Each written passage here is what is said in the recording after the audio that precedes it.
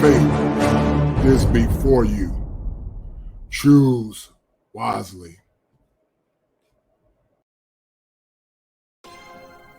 Does masculinity move in silence? In this show by Chez Charde, we talk about how preference is often seen as misogynistic and how modern men are beginning to move in silence as they are tired of the incessant shaming that is accompanied with being a masculine man. You know and I know that marriage rates appear to be declining, and because of that, many men feel like they're not getting the outcomes that they want.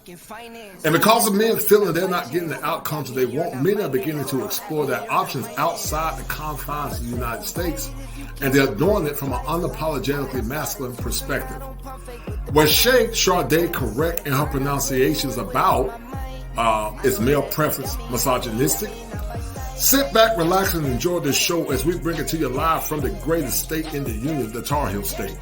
And I need you guys to remember this, is male preference is powerful to the mental health of a man. If it ain't 7, it ain't kosher.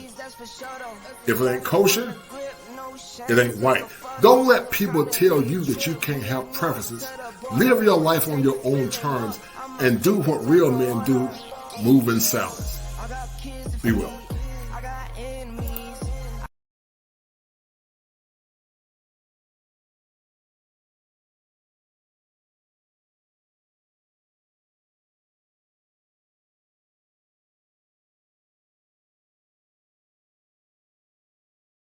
I appreciate you. Okay, it looks like I have a few callers in, so I'll be curious to hear your guys' perspective.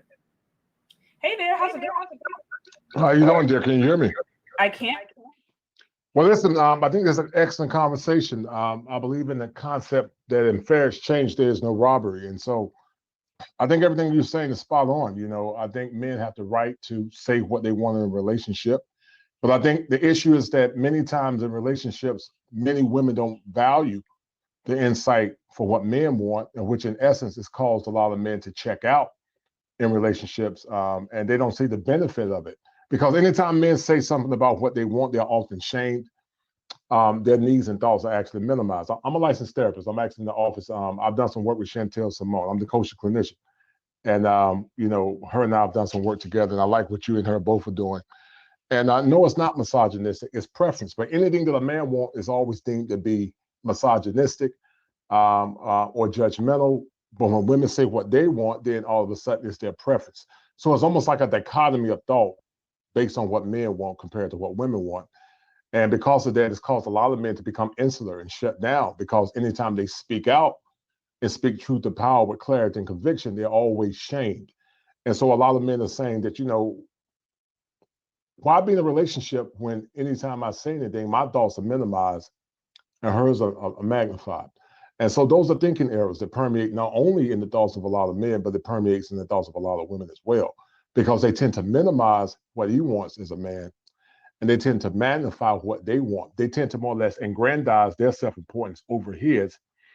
And because of that, many times men, they implode within.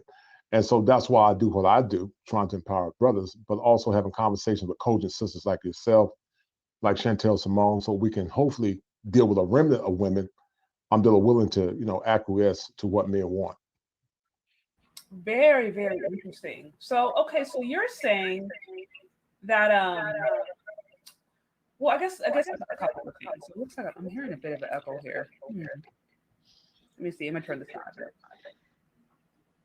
Okay, so you're saying that in essence, men, because they're so used to being their emotions are not validated, right? They're not taken into consideration.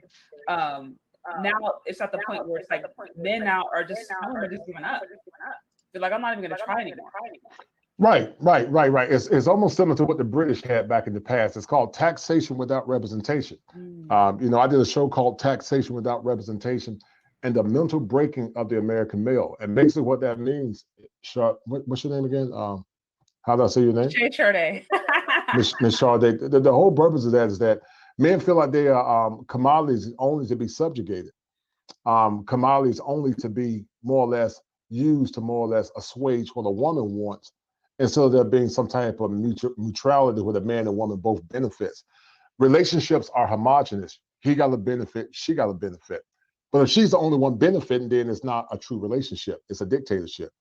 And, I tell my men, I tell, women too, that if you protect his ego, he will protect you as relates to love and protection. But if you always putting your needs and your wants first without considering what he wants as a man, then you're not going to get the best version of that man. Men are at their best when they feel like they're optimized to be synchronized with a woman that's considering what they want. But if you always put his needs in the back burner, then he's not going to get his needs met. And sadly, I think many modern men have been so, how can I say it, emasculated, that many defer their power in relationships. And what I've learned is that men only respect power and strength in relationships. That's all men respect. I mean, women respect. Women want a man that they can look up to. And that's why a lot of times you see it magnified or more or less manifest in height. I'm 6'6". And so a lot of times women want a man that they can look up to, but also they want a man that they can look up to, somebody that can hold her accountable. Love her when she's wrong. Love her when she's right, but check her when she's wrong. And I think a lot of American women are not used to masculine men that, that are kind when he needs to be kind, but he can become masculine when he's become masculine as well. And so when you protect his ego, then he'll protect you in other ways. But the question remains, are modern women willing to do that? That's the question. Well, and I think you hit on some really, really good key points. First, okay, I'm sorry. I have no idea why I'm having this echo. It's really bothering me. I don't know if it's me or you. I'm on my phone at work, but let me see. Oh, you know what? I think I know what it is. 1 second. I'm gonna mute everybody else who is okay. Have some. Oh, no problem. Okay, let me see. Okay, so I'm gonna mute you just in the meantime, and then when you're ready to speak, unmute, because I think it may be feedback from hearing. But so like I said, I think you hit on some really, really, really interesting points, right? And I it's funny that you mentioned as far as what women actually want, because I've talked to my husband about this a lot, where we may see, for example, we can think of like the Derek Jackson types, right? Which is like the ideal man that everyone wants, right? Tall, muscular, good looking, saying all those sweet, genuine things. But at the end of the day, he would tell me, he's like, women don't really like guys like that. At the end of the day, they may initially may like them, but a guy who's pandering to them, they get bored. Like, women innately want real men who know how to hold boundaries, who have a vision, who know how to put them in check. You know what I mean? Like, not necessarily beating them, but who know how to be a man. It's like women actually want that. Now, they may say otherwise. They may portray like they want this kind of beta male kind of persona, for lack of a better term. But at the end of the day, they don't respect those kind of men. They don't. So it's interesting that you're making that point of like, one of the reasons women will go after maybe a taller guy, or guys that maybe have what we considered more dominant masculine traits. Now, sometimes they can be toxic masculine, but still they're going after this certain idea because they do want to be protected. They do want to feel like, they're going to have that leader. But at the same time, you hit also a good point of like, can women even really handle that today? And I would argue that because I think we live in a culture right now where we are taught as if men and women are the same, which I don't believe. I don't believe equality necessarily means sameness. And right now, for whatever reason, we see things positioned as if, oh, men and women can do the same thing. Woman can do it, a man can do it. That's not true. But I think as a result of that, now it's like, I think you have women who are trying to put themselves in certain places or operate in certain capacities that they're not meant to. And as a result, it can be emasculating, in my humble opinion. I think it can maybe step on the toes of a man, even in a relationship, and that can cause all kind of weird dynamics. But that's just my take on it. Hold tight. Oh, you there? Big guy, hit the mute button. You there? Yes, can you hear me? Okay, yeah, I can. Well, listen, that's part of liberal indoctrination, Chez. It's part of liberal indoctrination. I believe succinctly the men and women are equal in human essence. They're equal in human essence, but they're not equal in role and design. You know, and you know, I went to a very elite school, but I love my alma mater, but my alma mater did not more or less change who I was as a man. I'm a licensed therapist, but I've always said in the past that I'm a man before I'm a therapist. You know, my profession does not supersede on my masculinity as a man.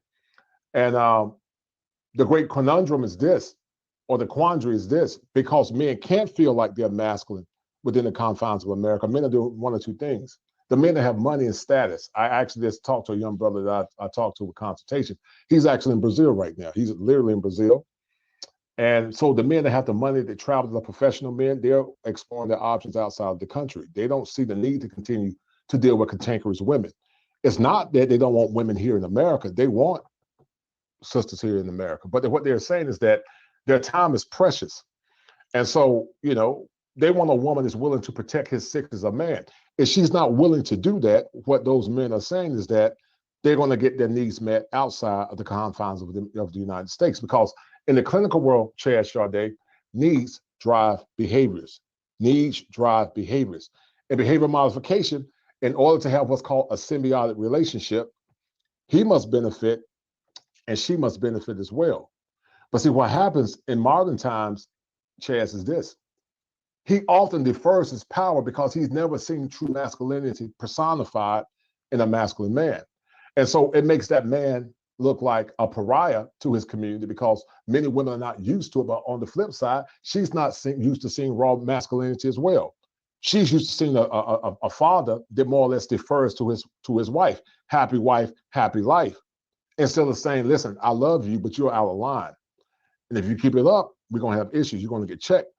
And so men are going to cultures where the women are conditioned to be more patriarchal. Men in America are conditioned to be matriarchal. Men in other countries are conditioned to be patriarchal. I was in Brazil twice, and there's a great difference in how men conduct themselves in those foreign countries versus here in America.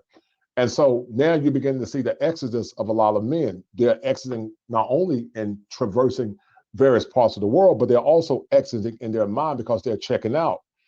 The opposite of love, Chaz, is indifference, or the opposite of hate is indifference. And so a lot of men are becoming indifferent. They're becoming indifferent to the machinations or the machinations of many modern women, and they're beginning to focus on themselves to get the outcomes that they want. Because once again, in clinical therapy, needs drive behaviors. Needs drive behaviors. That's classic behavior modification. If you're not getting what you want, like Teddy Pendergrass says, it's so good to love somebody and there's somebody to love you back. And so if they're not getting what they want, they're checking out. And I tell men to live your life on your own terms, based on your own conviction. I believe in male empowerment. And that's why I do what I do, is not only as a licensed therapist, but why I started my own platform to empower men. Because male empowerment is vital, because I succinctly feel, Chance, that if you empower him, then he will on the back end empower you. It's a dual synchronicity. Empower him on the front end, he's going to turn around and empower you if he's a good man. We're not talking about dusty men. We're talking about good masculine men that want to protect and love their women. Absolutely. No, I think you make some really, really, really great points, and so many different levels. And yes, I do believe, to your point, there are women out there who I do not think are not accustomed to masculinity. The idea of a man operating in his masculine frame is seen as threatening, is seen as dangerous, is seen as toxic. And I think it unfortunately gets complicated. And I think I don't know if it was Brittany Cooper, or I saw a post that she did where she was talking about redefining the family. And she was like, I grew up with my mom and my aunts and my grandmothers or whatever, and I'm okay and I'm fine. And we need to redefine what families look like, and pushing this narrative of like, you can have an entire generation of all women and it's okay. And that's a healthy family. And I'm like, in what scenario, in what functioning healthy culture do we see 50% of the population essentially being oppressed? And that's healthy, or being suppressed at the very least. Because I'm like, I know sometimes people find themselves in situations where, okay, God the Father isn't there for some reason. That happens, but I'm like, I don't know that we should celebrate that as this is healthy, as this is just as normal, as just as functional as a two-parent household where a man and a woman is there, because it's just simply not. I don't care how you try to spin it. I don't care how you try to make it, we try to redefine what's healthy and what's normal. It is not healthy to just have all this estrogen running around all the time and there's no testosterone. Like that's not good. So to your point, I do believe that there are women out there for whatever reason are convincing themselves or have been convinced that a man operating in his masculine frame is dangerous. And I wish that there was this distinction between, hey, toxic masculinity does exist. It does, but we can't assume that masculinity in and of itself is toxic. It's not. And as a woman who is talking to women and wants, hopes and helps to be an encouragement to those who do desire to be in relationships, it's like you cannot desire and think you're going to have a healthy relationship if you do fear masculinity, period.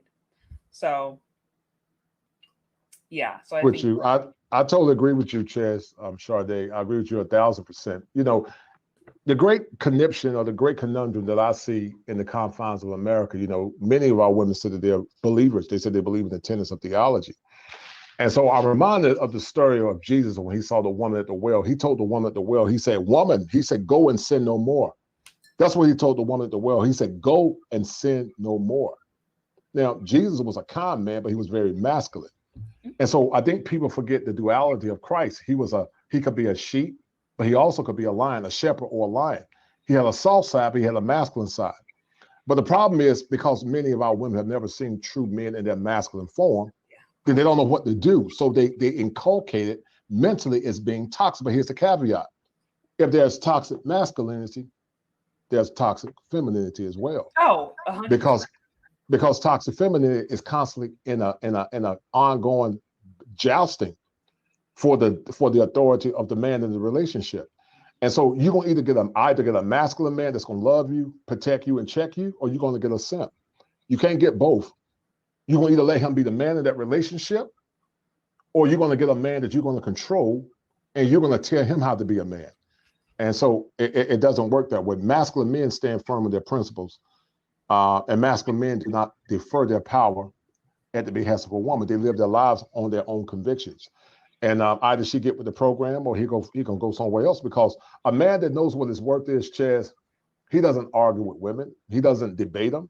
No. He uses his feet and he uses his silence, and he keeps it moving, because a masculine man realizes his purpose supersedes anything. It's God, his purpose, and then his woman. And a woman would know that on the back end, if a man is in vibration with God and his purpose, she by default can be taken care of. But the question remains, is a woman willing and conditioned to more or less submit to a good masculine righteous man? Not a man that abuses power, not a dusty man, because we always equivocate masculine authority as abuse, but we're not talking about that. Right. Actually, Dr. T.S. Johnson is a good friend of mine. Him and I have done some collaborations, and domestic violence is bi-directional. It's not just in one direction, it's bi-directional. Oh, yeah. Right. Yeah. And many times the women initiate it. Yeah, I actually did. Funny you mentioned that. I did a video on that where it was entitled "Are Black Men the Most Dangerous?" And right. I was surprised when I looked at some of the different data out there to find that right. It is bi-directional, and this is across all ethnic groups. It wasn't just like all ethnic groups. Yes, ma'am. Right. You're 1,000% correct, Chaz. Because the old trope is this. It's always the mistering of the black man in America. But I've always said, Chaz, that domestic issues were never just endemic to black men. It's an ethnic group. It's an ethnic phenomena where Indians have been complicit in domestic issues. European men have been complicit in domestic issues, and black men as well. But we tend to equivocate all bad things associated with abuse with black men. We paint a broad stroke and say all black men kill their women with femicide, and they abuse their women. And that's a thinking error called overgeneralization. That's a thinking error, and it's been permeating, Chaz, in our society for a long time. I would say as early as the 90s that black men were incompetent, black men were not good, black men hurt and abused their women. And so once again, it's the ongoing trope, what I call this karmic cycle, where when men say, I want a woman who's in shape, I don't want a woman that has kids by any men, I don't want a woman that's been ran through, then all of a sudden, you know, he's a bad man. Men got desires too. I did a show in the past called The Man is the Prize Catcher. Men determine what they deem to be worthy in the relationship. Either she's his prize or she's not.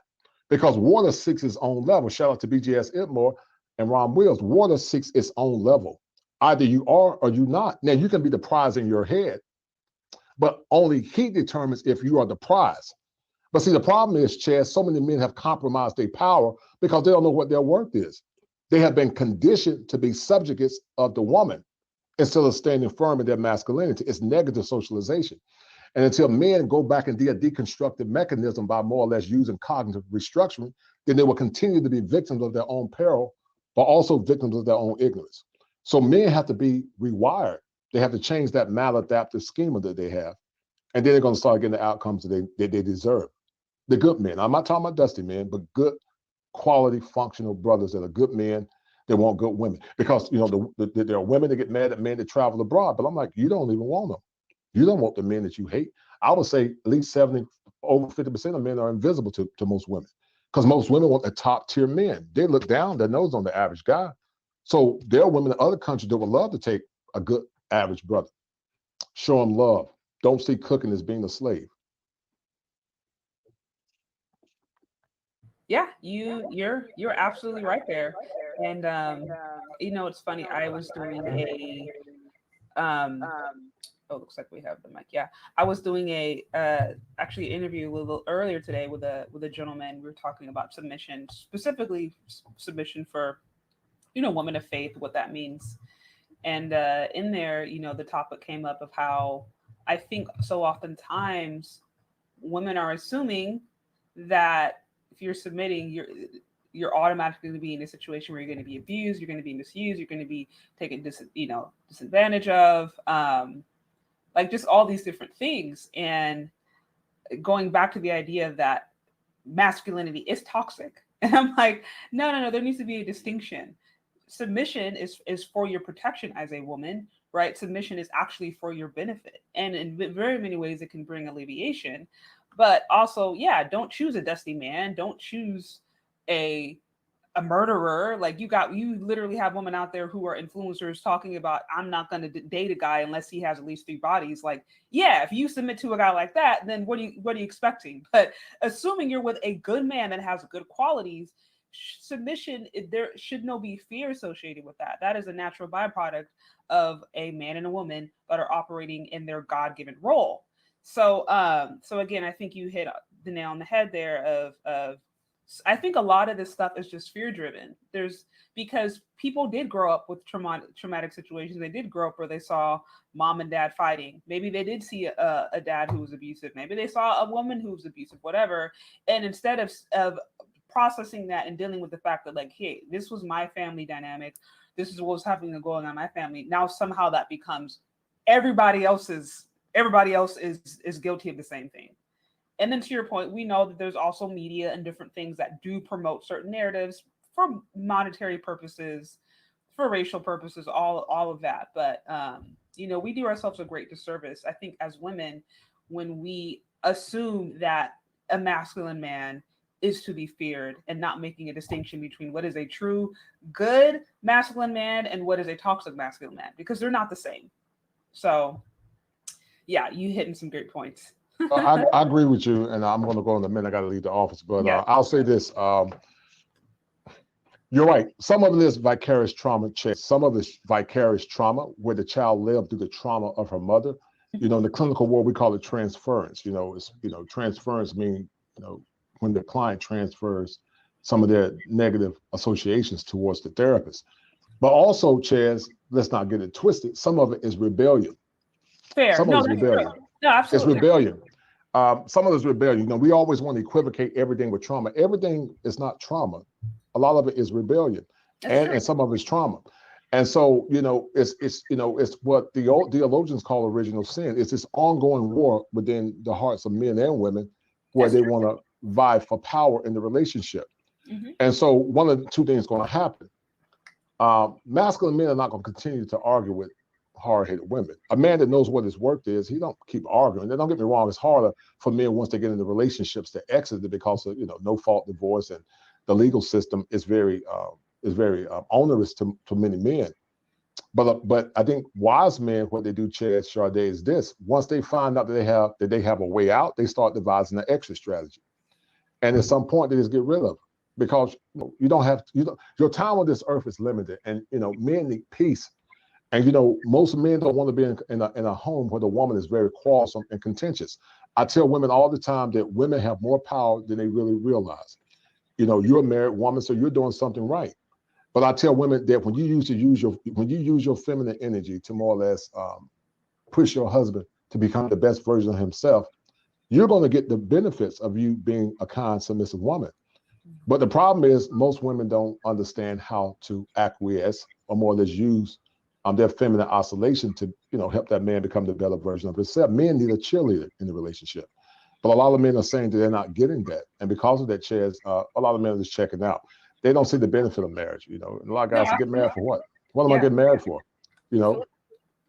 Women that have had a lot of fun, women that got kids by multiple men, overweight, don't listen, and so guys are saying, why would I invest in something that's not going to be worth me investing in? So let me focus on my steps, stack my paper, keep my body in check, and just travel. And that's what men are doing there. It's becoming a silent revolution where men are beginning to wake up. They're beginning to know what their worth is.